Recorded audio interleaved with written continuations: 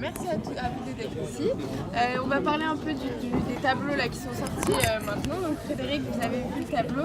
Qu'est-ce que vous en pensez? Est-ce que vous pensez que les Français ont une chance cette année par rapport à votre tournoi? Comment ça va se passer?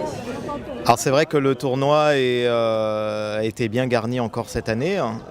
Il y a des tours qui vont être difficiles, il y a des tours qui vont être plus faciles pour d'autres. Donc après chacun que le meilleur gagne. Ouais.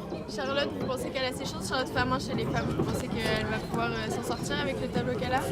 Alors Charlotte Famin, de mémoire, elle joue Natalia Mayara qui est une brésilienne. De mémoire, elles se sont jouées il n'y a pas très longtemps en Coupe du Monde. Donc Charlotte avait gagné. Donc je lui souhaite le meilleur pour elle.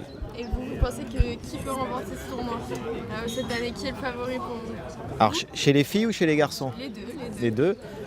Chez les filles, c'est vrai qu'il y a beaucoup les Hollandaises qui dominent le tableau. Chez les garçons, on a notre tête de série numéro 1 qui est Gustavo Fernandez qui joue très bien en ce moment. Donc après, c'est que le meilleur gagne. Et puis j'espère pour ma part, moi, d'aller le plus loin possible. On vous le souhaite aussi. Et vous, Lionel, j'ai une question. Allez-y. Qu'est-ce que ça vous fait d'être le parrain de ce tournoi et pourquoi vous avez accepté? De toute façon, dès que la question m'a été posée, j'ai accepté parce que d'abord c'est un plaisir, c'est une forme aussi de reconnaissance pour les quelques années que j'ai passées dans un milieu que j'aime bien. Et dans ce milieu que j'aime bien, il y a cette opportunité donc d'aller vers un tournoi qui est depuis longtemps maintenant, ça fait la 33e édition je crois, fait la part belle à des sportifs de plus en plus forts dans leur discipline. Et je suis aussi là parce que très souvent on me disait mais pourquoi est-ce que vous retransmettez pas plus de tennis au fauteuil ou de paratennis? Effectivement, oui.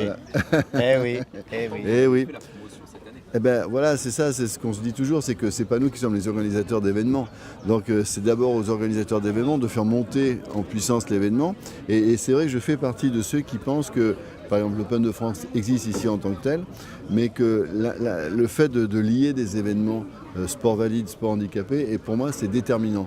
Je fais partie de ceux qui pensent que c'est très très moche de faire des Jeux paralympiques après les Jeux valides. J'aimerais qu'il y ait, bien sûr, il y a tellement de participants qu'on ne peut pas tout mélanger, mais j'aimerais que dans les Jeux valides, il y ait des possibilités sur la piste d'athlétisme d'avoir un 400 mètres fauteuil, un 100 mètres pour personnes handicapées, et qu'il y ait la même chose à la natation, qu'il y ait la même chose dans d'autres disciplines, et en tennis aussi évidemment.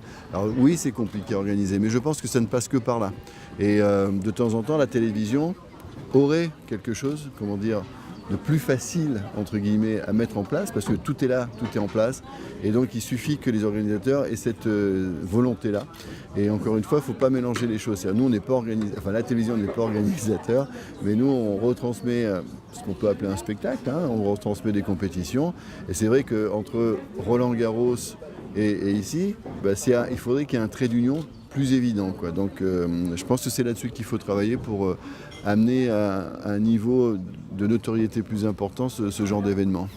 Qu'est-ce que vous pensez un peu là du tournoi, vos premières impressions sur le site? Alors moi je suis déjà venu parce que je connais Didier Alanic depuis assez longtemps, donc j'étais déjà passé, j'avais déjà vu des finales ou des matchs ici de haut niveau, donc j'en pense plutôt du bien évidemment, parce que dans la mesure où c'est quand un événement dure aussi longtemps, c'est qu'il y a une raison, c'est que d'abord il existe en tant que tel, et en plus ça veut dire qu'il est bien organisé, qu'il est bien perçu également, parce que maintenant on sait que pour qu'un événement tienne la distance, il faut plein d'ingrédients, donc il faut des partenaires, il faut un savoir-faire, il faut savoir mettre en valeur les choses.